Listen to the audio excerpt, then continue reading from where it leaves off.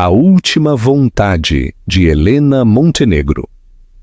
O ar na sé de Lisboa estava denso, carregado com o aroma enjoativo de lírios brancos e ressentimentos não ditos.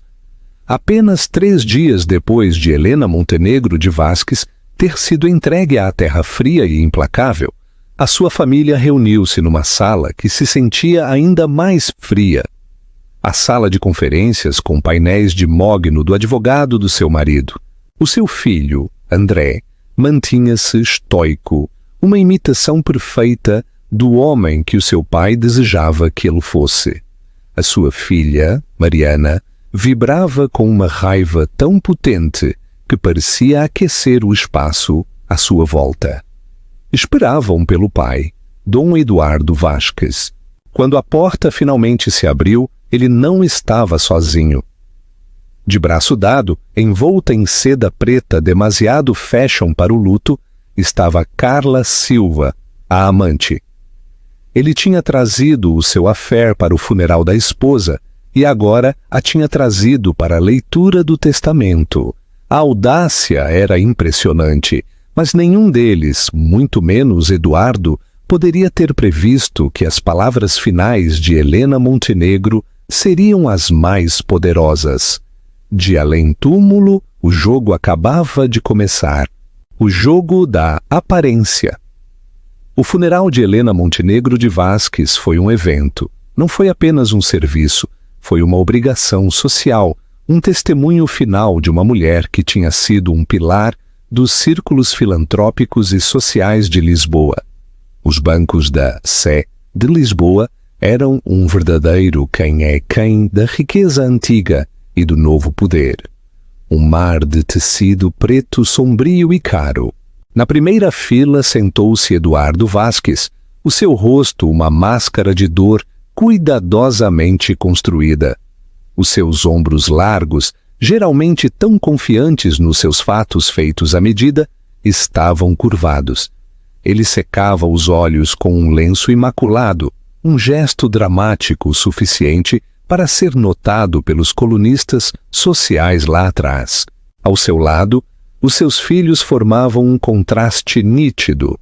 André, aos 24 anos, era o herdeiro aparente, o seu maxilar tão tenso que parecia que podia partir. Ele não derramara uma lágrima, não porque não sentisse, mas porque sentia demasiado o peso da ausência da sua mãe, o espaço vazio ao lado dele, onde a força tranquila dela costumava estar. Mas mais do que isso, ele sentia um ódio visceral e latente pelo homem em que o seu pai se tinha tornado.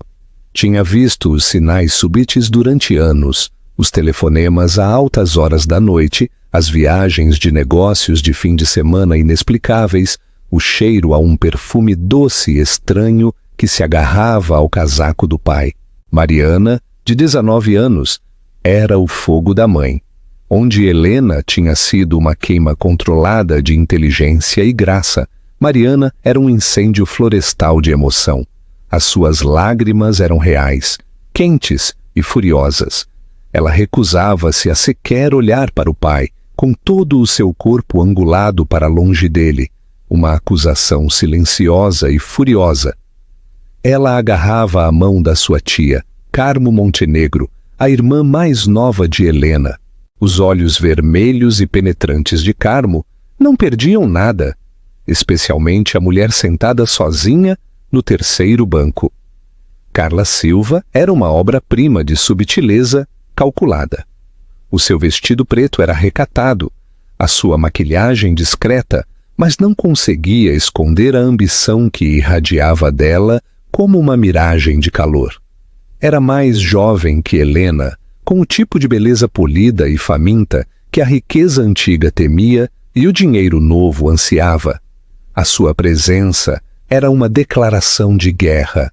Era um estalo na memória de Helena, nos seus filhos, em todo o clã Montenegro. Os sussurros seguiam-na como um rasto de fumo. É ela? Ele não se atreveria. A audácia absoluta daquele homem. Eduardo sabia que ela estava lá.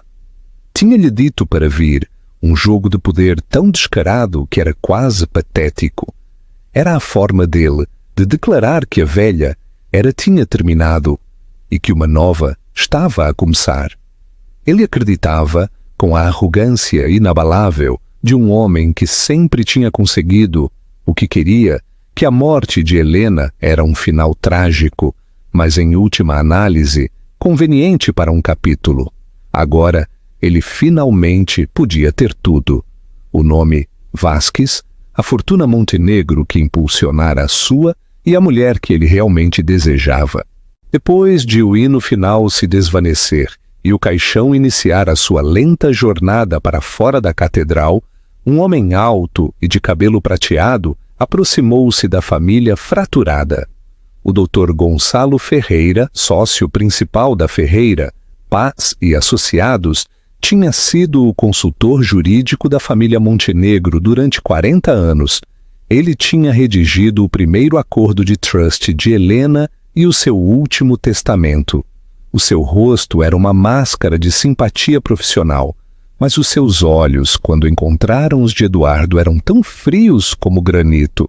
"Eduardo, André, Mariana!" Começou a sua voz um barítono baixo que exigia atenção. "As minhas mais profundas condolências. Helena era uma mulher extraordinária." "Obrigado, Gonçalo", disse Eduardo, dando um tapinha no ombro do advogado num espetáculo de parceria familiar. "Agradecemos que tenhas vindo." "Claro", respondeu Ferreira, afastando-se subtilmente do toque. "Devo informar-vos que a leitura do testamento final de Helena está marcada para esta sexta-feira, 15 de agosto, às 10 em ponto na sala de conferências do meu escritório. É imperativo que todos estejam presentes." Mariana bufou um som cru e amargo. "Já? Acabamos de a enterrar." "A vossa mãe foi muito específica sobre o momento", disse Ferreira, o seu olhar a suavizar-se brevemente enquanto olhava para ela. Insistiu na rapidez para resolver os assuntos. "Estaremos lá", confirmou Eduardo, a sua mente já a acelerar. Os números eram espantosos. A herança pessoal de Helena do seu pai, o industrial Frederico Montenegro, era imensa. Combinado com os seus bens partilhados, o patrimônio Vasquez valia mais de 9 dígitos. Ele tinha planos, grandes planos. Planos que envolviam novos empreendimentos, uma nova vida, uma nova esposa. Planos que Carla já o estava a ajudar a fazer. Enquanto a família se dispersava, saindo para o fraco sol da tarde, André agarrou o braço do pai. "Tu és repugnante", sibilou, a sua voz baixa e venenosa. A máscara de dor de Eduardo caiu, substituída por um lampejo de irritação. "Vê lá o teu tom, filho. Mal é a altura." "A altura? Tu trouxeste-a aqui para o funeral da nossa mãe." "Carla está a dar apoio", replicou Eduardo, a voz cortada. "Algo que tu e a tua irmã podiam aprender. Somos uma família e precisamos de seguir em frente." "Nós não somos uma família", cortou a voz de Mariana. Ela tinha se virado, os olhos em brasa. "Já não, tu trataste disso." Eduardo simplesmente abanou a cabeça, um gesto desdenhoso que invalidava a dor deles, a raiva deles, o mundo inteiro deles. Ele afastou-se, dirigindo-se diretamente para o carro de Carla, que estava estacionado discretamente na rua. André e Mariana viram-no partir, um abismo a abrir-se entre eles e o pai, um abismo cavado por anos de mentiras e um ato final e imperdoável de traição. Eles não faziam ideia de que a sua mãe, do seu silencioso local de descanso, já tinha construído uma ponte sobre ele, apenas para eles, o euro e o trust irrevogável. Os 2 dias seguintes foram um borrão de condolências e caçarolas, uma encenação oca de luto.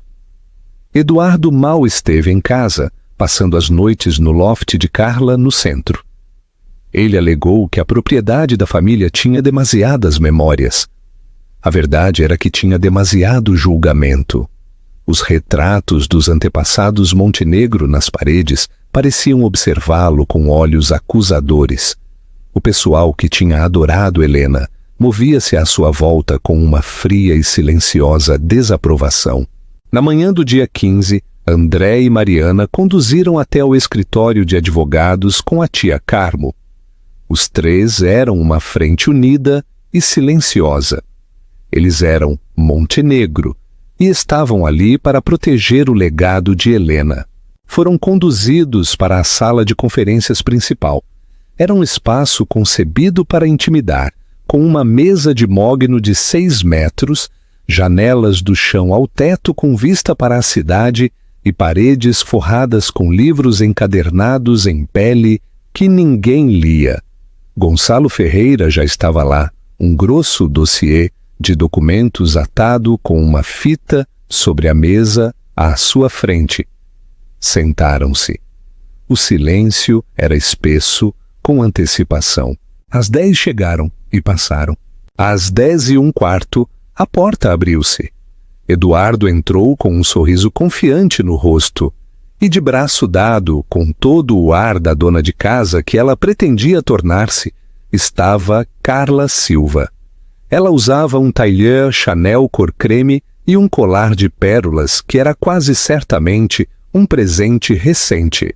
Mariana pôs-se de pé num salto. "O que é que ela está aqui a fazer?" exigiu, a voz a tremer de raiva. "Isto é um assunto de família privado. A Carla está comigo", declarou Eduardo calmamente, como se isso explicasse tudo. "Ela faz parte da minha vida. Habituem-se. Ela tem todo o direito de estar aqui." "Não", disse André a voz perigosamente baixa. Ele não se levantou, mas a sua presença parecia preencher a sala. "Ela não tem direito. Isto é sobre a nossa mãe. Não tens vergonha?" "Sentem-se ambos", ordenou Eduardo. "Doutor Ferreira!" A voz de Carmo cortou a tensão como um bisturi. "Esta reunião é para beneficiários nomeados e familiares imediatos. A senhora Silva não se qualifica. Ela é minha parceira", insistiu Eduardo, o rosto a endurecer. "Ela fica." Um sorriso estranho, quase imperceptível, tocou o canto da boca de Ferreira. Foi uma expressão fugaz, desaparecida num instante. Mas Carmo viu.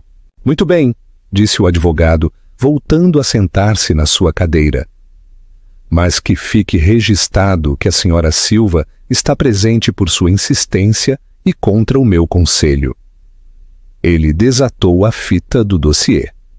"Comecemos", disse, a finalidade no seu tom a assinalar que a cortina se levantava para o ato final da vida de Helena Vasques. Este é o último testamento de Helena Montenegro de Vasques, executado a 2 de junho deste ano.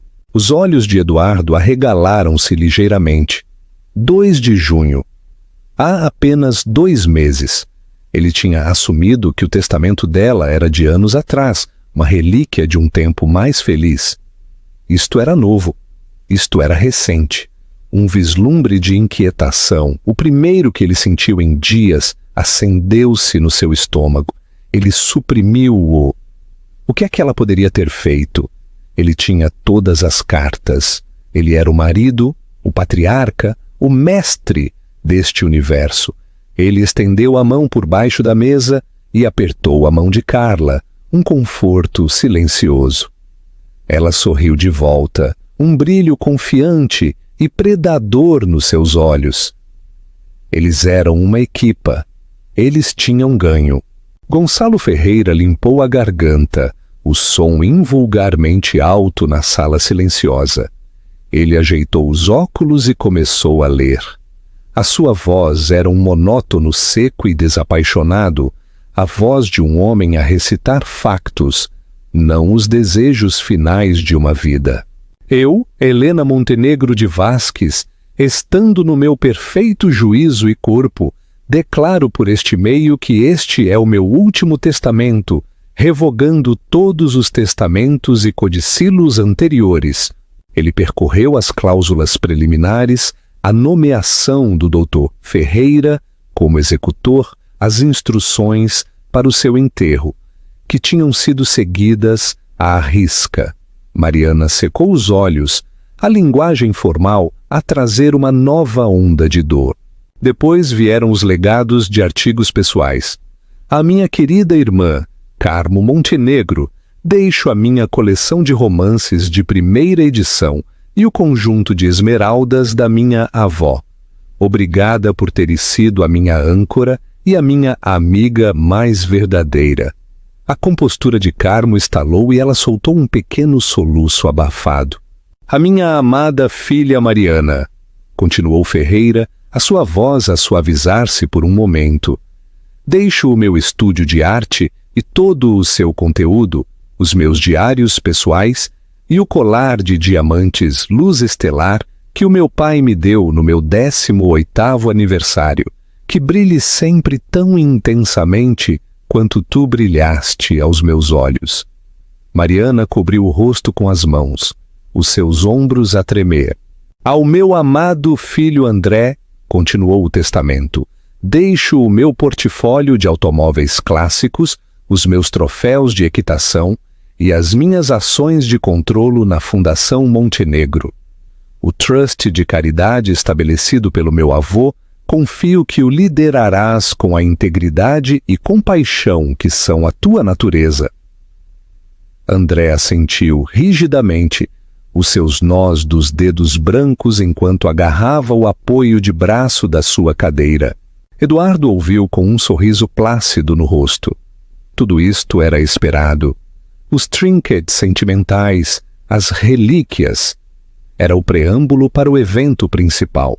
Ele estava à espera dos grandes números, a distribuição dos ativos líquidos, os imóveis, as ações de controlo na Vasques Indústrias, que tinham sido reforçadas e salvas pela capital Montenegro. Carla sentou-se ao lado dele, um retrato de confiança serena.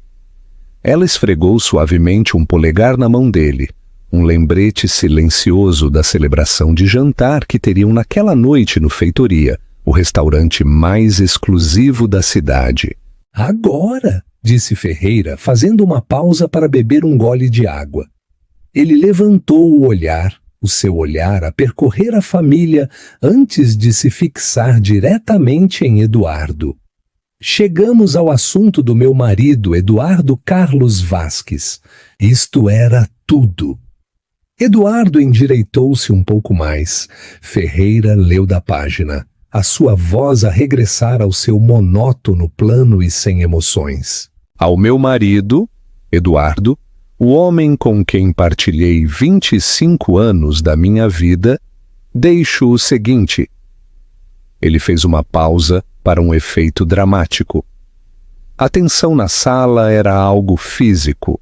Primeiro, disse Ferreira, deixo-lhe o perdão total e completo do empréstimo pessoal de 2 milhões de euros que lhe forneci em 2018 para cobrir as suas substanciais dívidas de jogo, um segredo que guardei para o bem da tranquilidade dos nossos filhos. O sangue escorreu do rosto de Eduardo. O seu sorriso desapareceu. André e Mariana olharam para ele, as suas expressões uma mistura de choque e compreensão incipiente. 2 milhões de euros. Jogo.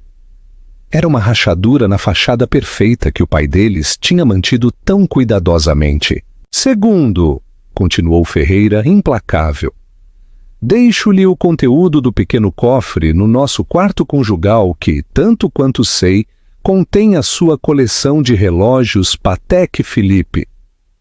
Eles sempre foram mais importantes para ele do que o meu tempo, por isso é justo que os guarde. A mão de Carla apertou-se na de Eduardo. O sorriso dela tinha desaparecido, substituído por uma linha fina e dura. E terceiro, disse Ferreira, levantando o olhar do papel para desferir o golpe final diretamente em Eduardo. Deixo-lhe a soma de 1 euro a ser paga da conta de caixa menor do patrimônio. Silêncio. Um silêncio espesso e sufocante encheu a sala. Mariana soltou um som que era metade gaspe, metade riso. André apenas olhou fixamente, a sua mente a lutar para processar as palavras. 1 euro? Eduardo finalmente encontrou a sua voz. Foi um sussurro sufocado. Isso é uma piada. Lê o resto. Os ativos, as contas. Não há resto, Eduardo, disse Ferreira calmamente. Essa é a totalidade do seu legado. Isto é uma loucura, gritou Eduardo, batendo com um punho na mesa de mogno. O som ecoou como um tiro. Ela não faria isto. Ela não podia. Metade de tudo é meu por lei. Propriedade conjugal. Tu sabes isso, Gonçalo. Ah, disse Ferreira, um vislumbre de algo que se parecia com satisfação nos seus olhos. É aí que entra a previsão de Helena. Ela era uma mulher meticulosa. Ele virou uma página. Permita-me ler a cláusula subsequente, intitulada Distribuição do Patrimônio Residual. Ele limpou a garganta.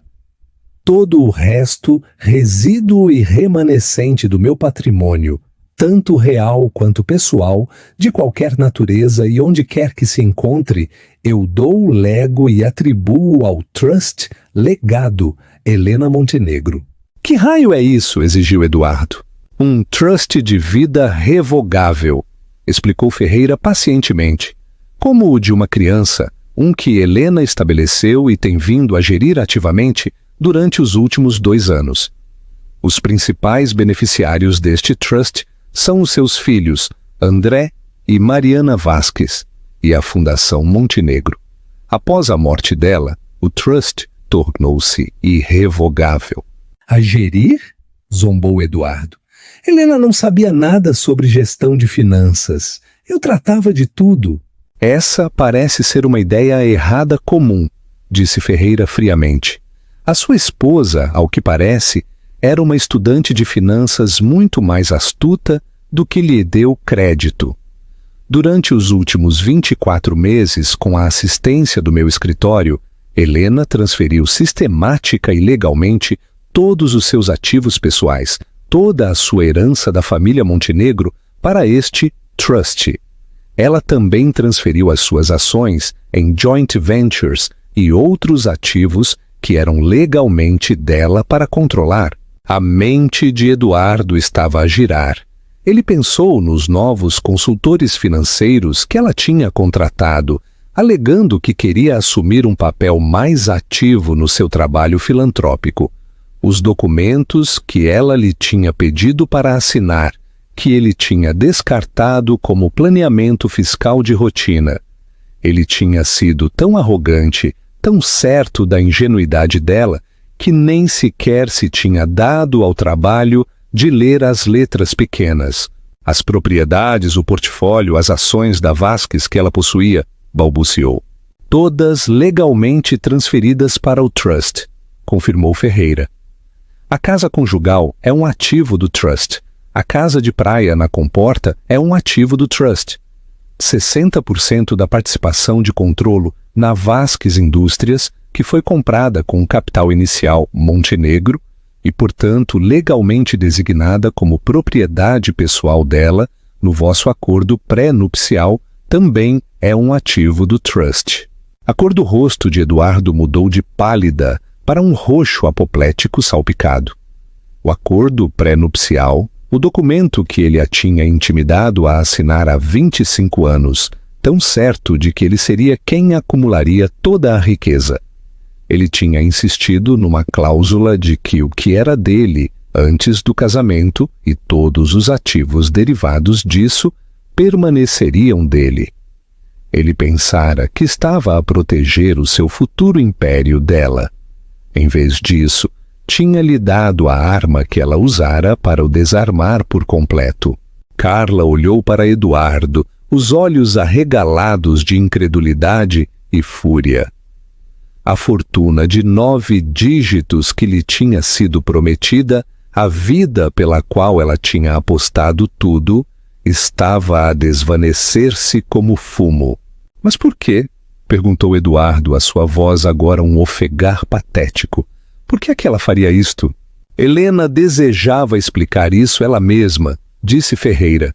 Ele procurou no dossiê e tirou um envelope fino e selado. Ela deixou uma carta. Para si, Eduardo, e as instruções dela foram que eu a devo ler em voz alta. Aqui, agora. Ele quebrou o selo de cera que ostentava o brasão da família Montenegro. O ar crepitou com antecipação. Isto não era apenas uma leitura de um testamento. Era uma execução. E Helena, do silêncio do seu túmulo, era a executora. O veredito de além-túmulo Gonçalo Ferreira desdobrou a única folha de papel pesado cor creme.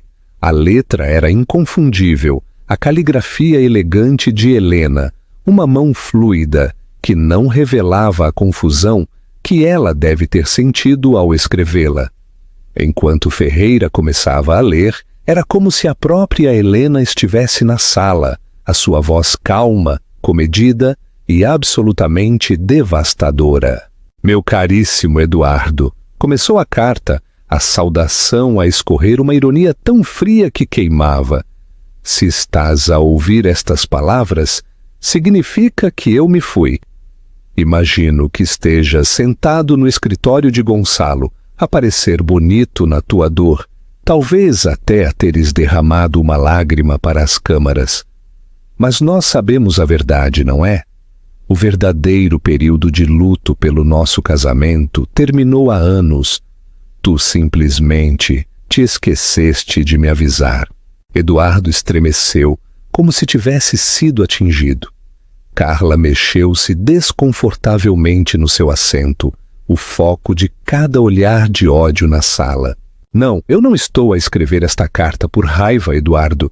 A raiva é uma emoção quente e desordenada. O que eu sinto agora é a clareza limpa e fria do propósito. Escrevo-te para te dizer que eu sabia. Eu sabia tudo. Eu sabia sobre a Carla Silva, continuou a carta. E a voz de Ferreira deu ao nome uma precisão clínica. Eu sabia que o vosso encontro casual naquele evento da galeria há 2 anos foi tudo menos casual. Eu sabia sobre o apartamento que lhe alugaste no Bairro Alto, o que tu pagaste com fundos desviados da conta subsidiária da Vasques Hospitalidade, uma conta destinada ao desenvolvimento empresarial, não a desvios pessoais. Mariana ofegou, a olhar para o pai com renovado horror. Isto não era apenas um affair. Era um roubo calculado à sua própria família. Eu sabia das viagens a Paris que disfarçaste como reuniões de investidores, a pulseira Cartier que lhe compraste no aniversário, que apareceu no nosso extrato de cartão de crédito conjunto como entretenimento corporativo. Tu não foste apenas descuidado, Eduardo. Tu foste insultuoso. Tu realmente pensaste que eu estava tão cega pela minha vida de almoços e bailes de caridade, que não notaria os buracos nas nossas finanças? Tu pensaste que eu era assim tão estúpida?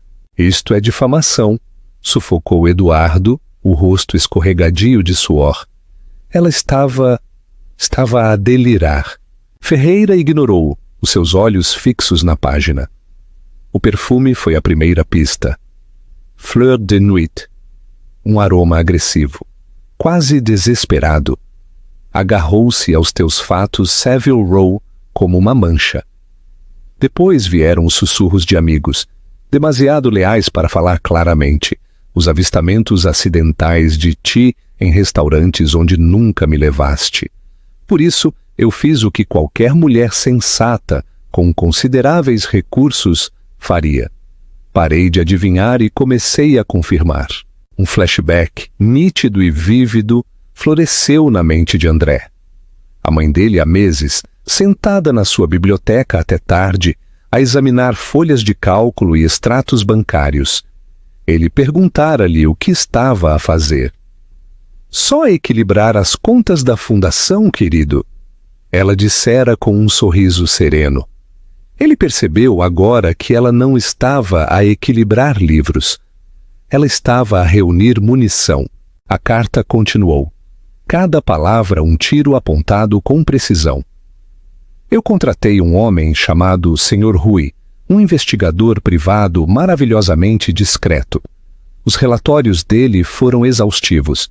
Incluíam fotografias, Eduardo, fotos tuas e da senhora Silva em Paris, na varanda do Ritz, com todo o ar de um casal apaixonado. Houve uma fotografia em particular que me atingiu. Tu estavas a rir, a cabeça atirada para trás, com um tipo de alegria despreocupada que eu não via há 20 anos. E naquele momento eu não me senti ferida, eu senti pena. Pena de que tivesses de construir a tua felicidade sobre uma fundação de mentiras. A investigação financeira foi ainda mais reveladora. Vês, enquanto estavas ocupado a brincar ao magnata, eu estava silenciosamente a reunir-me com contabilistas forenses. Eles descobriram as corporações fantasma que tu tinhas estabelecido. A forma sistemática como tinhas andado a desvalorizar os ativos, partilhados enquanto inflacionavas os teus ativos pessoais, a preparar-te para me deixares com um império vazio assim que estivesses farto. Tu ias divorciar-te. De mim não ias, Eduardo. Estavas apenas à espera do momento certo, depois de garantires a ronda final de financiamento que dependia do nome Montenegro. Não é assim, murmurou Eduardo, a voz despojada da sua habitual confiança estrondosa. Ele parecia mais pequeno, na sua cadeira, encurralado pelo peso do conhecimento póstumo dela. Carla estava a olhar para ele, agora, com um olhar novo e calculista nos seus olhos. Ele dissera-lhe que era o gênio financeiro, que Helena era apenas uma figura decorativa. Ele dissera-lhe que a fortuna era dele para comandar. Ele também tinha mentido a ela. E assim, a voz de Helena ecoou através de Ferreira. Eu tomei uma decisão. Eu não te daria a satisfação de um divórcio público e desordenado. Eu não permitiria que arrastasses os nossos filhos através de um escândalo que mancharia os nomes deles. O nome Montenegro, o meu nome, não seria definido pelo teu caso sórdido. Em vez disso, decidi jogar o jogo longo, o jogo que tu me ensinaste, o de ativos e passivos, de investimentos astutos e de cortar perdas. E tu, meu querido marido, tornaste-te a minha maior perda a cortar. O trust foi o meu barco salva-vidas. Cada documento que te pedi para assinares, cada reestruturação financeira que propus sob o pretexto de planeamento patrimonial, foi mais uma tábua naquele barco. Tu assinaste o teu futuro com um floreio da tua caneta, demasiado arrogante para leres os detalhes, demasiado convencido da tua própria superioridade para sequer suspeitares que a tua esposa quieta e dócil estava a construir uma fortaleza que tu nunca poderias transpor. A casa onde tu vives, os carros que tu conduzes, a empresa que tu pensas possuir, não são teus. Pertencem a um legado que tu nunca poderás tocar, um legado para os nossos filhos, os filhos que tu estavas tão disposto a trair. Quanto a ti, senhorita Silva, disse a carta e pela primeira vez dirigiu-se a outra mulher na sala. Carla sentou-se direita. Eu não tenho palavras de raiva para ti. Tu és simplesmente um sintoma de uma doença, não a doença em si. Tu viste uma oportunidade e agarraste-a. Eu quase consigo respeitar a ambição, mas deves saber isto. A vida que tu sonhaste, a fortuna que tu cobiçaste, nunca foi dele para dar. Sempre foi e sempre será minha, e eu a dei aos meus filhos. Eu deixo-te com o homem que tu escolheste, um homem com gostos caros, uma montanha de dívidas não reveladas e agora sem rendimentos. Sinceramente, desejo-te a melhor das sortes com ele. A pura crueldade cirúrgica daquela frase final pairou no ar. Não era apenas um despedimento, era uma maldição. Ferreira dobrou a carta e colocou-a sobre a mesa. A sala estava em silêncio sepulcral. Eduardo respirava com dificuldade, o seu rosto cinzento. Ele estava arruinado, pública, financeira e pessoalmente. Ele tinha sido tão completamente superado, tão completamente desmantelado pela mulher que ele tinha subestimado a vida toda. O último ato de chantagem. Mas assim que a família começou a absorver a magnitude da vitória de Helena, uma voz nova e inesperada cortou o silêncio. Ela pensa que é muito esperta, disse Carla Silva, a sua voz a escorrer veneno. Ela riu, um som curto, afiado e feio. Ela pensa que ganhou. Todos os olhos se viraram para ela. Ela já não era a parceira composta e elegante. O seu rosto era uma máscara de fúria. Ela procurou na sua dispendiosa mala de cabedal e tirou um dossiê grosso, batendo com ele na mesa com um baque desafiador. Aquela cadela morta pode ter sido inteligente, zombou Carla, a sua máscara de sofisticação a cair para revelar algo muito mais comum e perigoso. Mas ela não foi inteligente o suficiente. Ela pensou que o único crime do Eduardo era trair. Isso é simplesmente adorável. Ela olhou de André e Mariana, depois para um atordoado Eduardo. O vosso pai e eu tínhamos mais do que um pequeno affair. Nós tínhamos uma sociedade comercial, disse ela, um sorriso malvado a espalhar-se pelo seu rosto. E eu mantive registros muito detalhados. Por isso, antes de celebrarem o enterro do meu futuro, talvez queiram dar uma vista de olhos ao que eu tenho aqui. Porque eu prometo-vos, o pequeno trust de Helena não valerá muito quando o governo federal terminar de confiscar todos os ativos que a vossa família possui. O jogo acabava de mudar. Helena tinha ganho a batalha, mas Carla Silva estava a ameaçar incendiar o reino inteiro. O dossiê jazia sobre a mesa de mogno polida, como uma bomba por detonar. A atmosfera na sala, que tinha sido de vitória chocada para os irmãos Montenegro, azedou instantaneamente para pavor. Eduardo olhou fixamente para o dossiê. Um novo tipo de terror a amanhecer no seu rosto. Isto não fazia parte do seu plano. Isto não fazia parte de plano nenhum. O que é isto, Carla? Exigiu a sua voz um grunhido baixo. O que é que estás a fazer? A garantir o meu futuro, replicou ela, sem sequer se dar ao trabalho de olhar para ele. Os olhos dela estavam fixos em André. Ela tinha-o identificado corretamente como o novo chefe da família, aquele que agora detinha o poder. O futuro que tu me prometeste, Eduardo. Aquele que a tua falecida esposa tentou tão inconvenientemente tirar-me. A expressão de André era fria, ilegível. O que está no dossiê, senhora Silva? Alavancagem, disse ela, com um sorriso presunçoso. Ela bateu com um dedo perfeitamente cuidado no dossiê. Vejam, a vossa mãe tinha razão numa coisa. O vosso pai é um péssimo homem de negócios, pelo menos quando se trata de negócios legítimos. O verdadeiro talento dele reside na contabilidade criativa e na utilização de informação privilegiada. As palavras pairaram no ar. Cada uma delas uma potencial sentença de morte para o nome Vasques. Gonçalo Ferreira, que se tinha mantido impassível, parecia agora grave. Isto ia muito além de uma disputa doméstica por herança. Isto estava no território de crimes graves de colarinho branco. Durante os últimos 18 meses, explicou Carla, a sua voz agora confiante e dominante. Eduardo tem usado informação privilegiada para fazer transações bolsistas através de uma série de contas offshore. Informação que ele obteve dos amigos dele no clube de campo, de membros do conselho com quem ele joga golfe, especificamente sobre a fusão pendente da Repetrocorp e da Titan Drilling. Carmo ofegou. O falecido marido dela tinha estado no conselho da Petrocorp.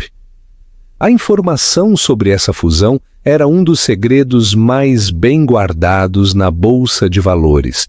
O Eduardo não tinha a liquidez para fazer as grandes jogadas ele próprio, continuou Carla, animando-se com o seu tema. É aí que eu entrei. Eu tinha as ligações, pessoas que podiam montar as contas, fazer as transações e lavar os lucros. Éramos uma equipa. Ele arranjava a informação, eu fazia acontecer. Já limpamos mais de 30 milhões de euros. Estão numa conta nas Ilhas Caimão, à espera de serem movidos. Ela fez uma pausa, deixando o peso da sua confissão assentar. Ela acabava de admitir múltiplos crimes graves, mas fê-lo com a confiança inabalável de alguém que acreditava ter um trunfo imbatível. Este dossiê, disse ela, batendo-lhe novamente, contém tudo. Registros de transações encriptadas, gravações de chamadas telefônicas com o Eduardo, onde ele detalha explicitamente a informação privilegiada, cópias de transferências bancárias. É um caso completo e embalado para a CMVM e provavelmente para a polícia judiciária aqui. Eduardo parecia que ia ficar doente. Tu estavas a gravar-me? Claro que sim, querido, arrulhou ela com afeto fingido. Tu não pensaste que eu era tão estúpida quanto a tua esposa, pois pensaste? Eu tenho sempre uma apólice de seguro. Ela voltou a sua atenção para André e Mariana. Então aqui está a minha oferta. É muito simples. O pequeno testamento da vossa mãe é uma peça simpática de drama familiar. Mas isto, ela gesticulou para o dossiê, é a vida real. Vão instruir o vosso advogado, o Dr. Ferreira, para quebrar o trust. Vão redigir um novo acordo no qual eu recebo um pagamento único, não negociável de 50 milhões de euros, limpos e rastreáveis. Em troca disso, eu entrego-vos este dossiê e todas as cópias que tenho e desapareço das vossas vidas para sempre. E se recusarmos? Perguntou Mariana, a sua voz trêmula, mas desafiadora. O sorriso de Carla desapareceu. Se recusarem, disse a sua voz a gelar, eu saio deste escritório e vou diretamente para a Procuradoria-Geral da República. Este dossiê tornar-se-á a prova A, no caso da República, contra Eduardo Vasques. Vão congelar todos os ativos ligados ao nome dele, o que inclui os ativos que ele misturou com o patrimônio da vossa mãe durante anos. Vão lançar uma investigação tão profunda e tão pública que vos fará girar a cabeça. O nome Vasques será sinônimo de fraude. O vosso pai irá para a prisão por muito, muito tempo.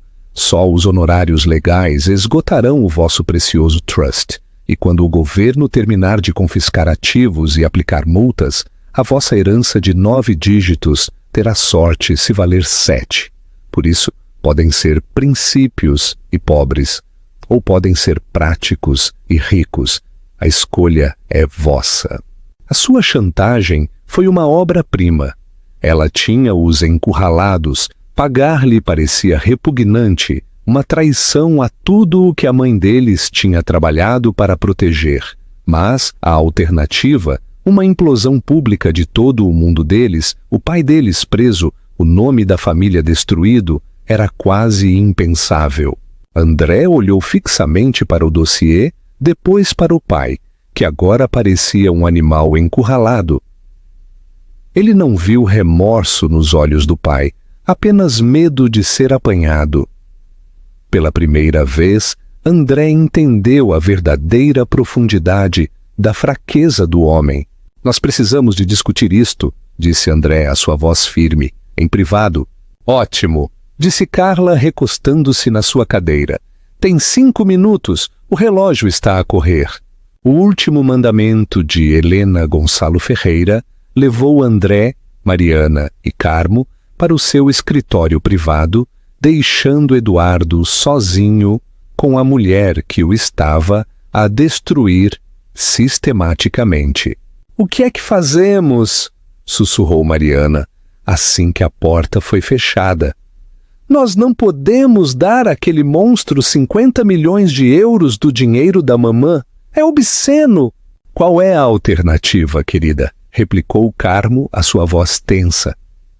Ela tem razão. Uma investigação federal arruinar-nos-ia. O escândalo. O dinheiro nessas contas offshore, disse André pensando em voz alta. É real? Eu não tenho dúvidas de que é, confirmou Ferreira com gravidade. E se ela tiver as provas que alega, as consequências seriam exatamente como ela descreveu. O governo tem amplos poderes de confisco de ativos em casos como este. Eles argumentariam que os lucros ilícitos foram canalizados para a Vasques Indústrias durante anos, envenenando efetivamente o poço. Contestar isso levaria anos e uma fortuna em honorários legais. André andou de um lado para o outro no pequeno escritório, a sua mente a acelerar. A mãe dele tinha sido tão brilhante, tão minuciosa. Mas ela tinha estado a lutar numa guerra de uma só frente, a infidelidade e a má gestão financeira do marido, dentro da esfera pessoal deles. Ela não tinha tido em conta uma segunda frente, uma de descarada conspiração criminosa, de alto nível. Ou ela teve, disse André de repente, os seus olhos a iluminarem-se. Os diários da mamã, o testamento dizia que ela tos deixou. Sim, disse Mariana confusa. Eles estão em casa. Por quê? O que mais é que ela te deixou? O estúdio de o colar? É só isso?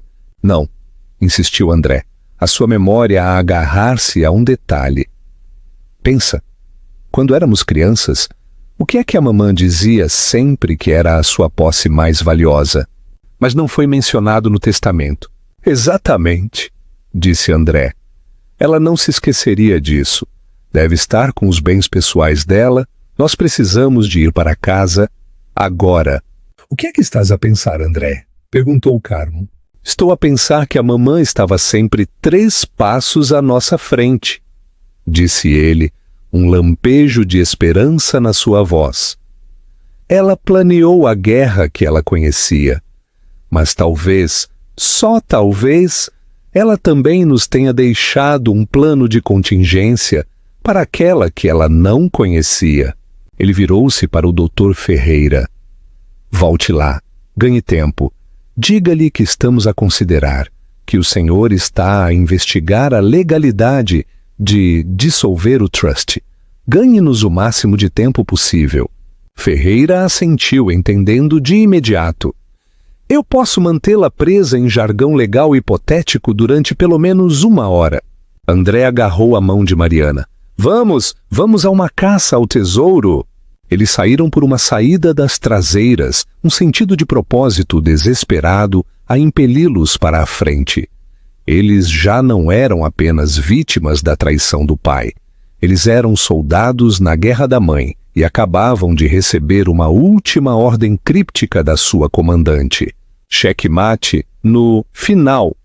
A atmosfera na sala de conferências tinha azedado durante a ausência deles. Carla andava de um lado para o outro impacientemente, o seu perfume caro a misturar-se com o cheiro rançoso de medo que emanava de Eduardo. Gonçalo Ferreira sentou-se à cabeceira da mesa, uma expressão de esfinge no rosto. Tendo feito filibustering com sucesso durante quase 1h30, com argumentos legais circulares, a porta abriu-se e André e Mariana entraram. A mudança no comportamento deles era palpável.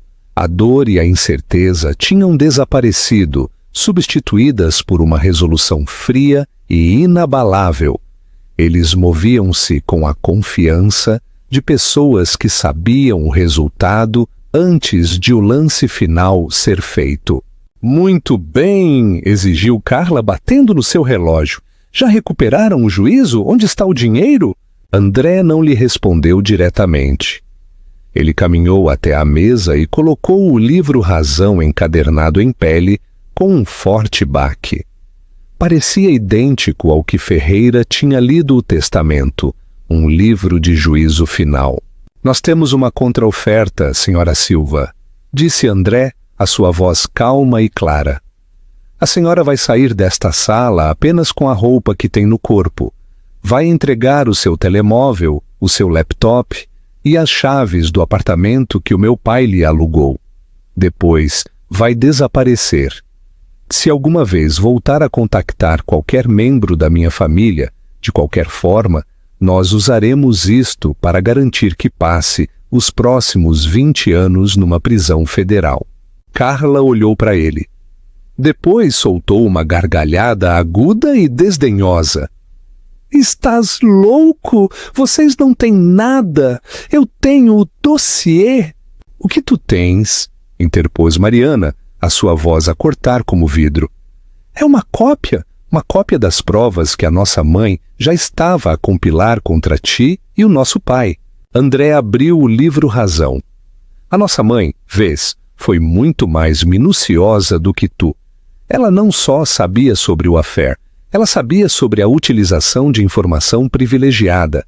Ela tinha datas de transação, números de conta, tudo. Ela até tinha uma fonte dentro da tua pequena operação. Ele depois tirou a declaração jurada de Marcos Torres, o seu hacker privado, e a pequena pendrive. Mas esta é a parte interessante. Esta é uma declaração jurada do teu hacker, aquele que instalou o spyware nos teus dispositivos, sob ordens dela. André inclinou a cabeça em direção a Eduardo, que parecia ter visto um fantasma. O rosto de Carla ficou branco.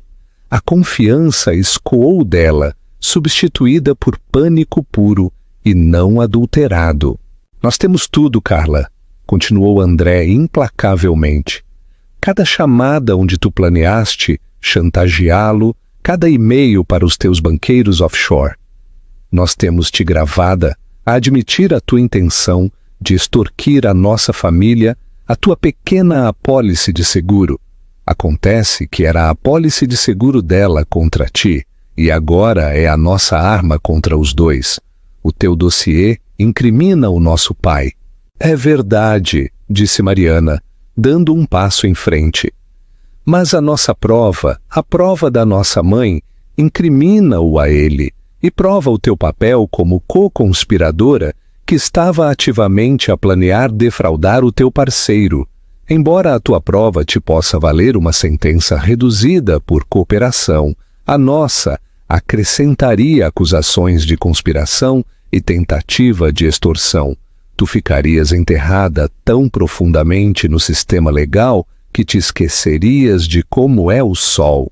Carla tropeçou para trás, sem palavras. Ela olhou para Eduardo, os olhos a arder de traição. Tu estavas a espiar-me? Eduardo nem sequer conseguiu encontrar o olhar dela.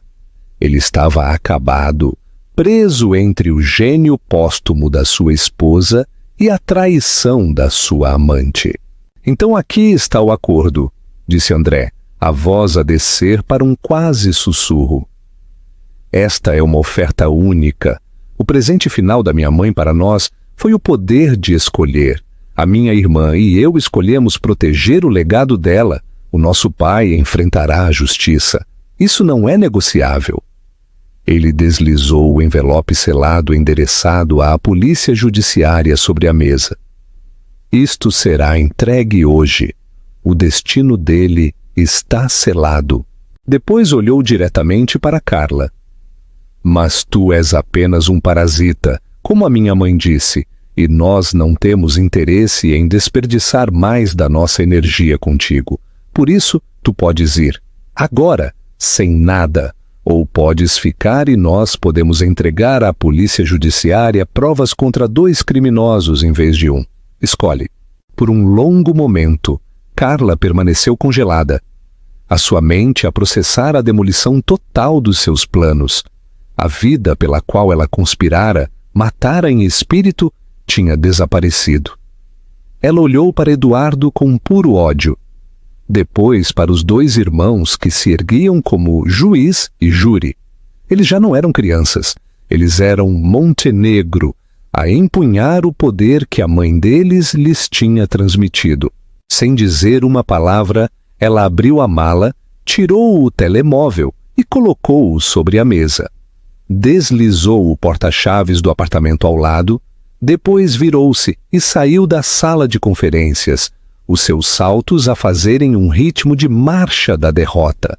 A porta fechou-se atrás dela e ela tinha-se ido. A sala ficou em silêncio, exceto pela respiração ofegante de Eduardo. Ele olhou para os filhos, o seu rosto uma máscara patética de desespero. Eu lamento, sussurrou ele. O homem que lamenta, disse André, a voz desprovida de toda a emoção. Morreu há muito tempo. A nossa mãe, no entanto, vive através de nós. Gonçalo Ferreira pegou no envelope endereçado à Polícia Judiciária. Olhou para André e Mariana, uma pergunta nos seus olhos. André assentiu com um único movimento decisivo. Se esta história da incrível previsão de uma mulher e da luta de uma família pelo seu legado vos cativou, por favor, deixem um gosto neste vídeo. Partilhem-no com alguém que aprecie uma história de justiça definitiva. E não se esqueçam de subscrever o nosso canal para mais dramas da vida real que não vão querer perder. Obrigado por terem ouvido.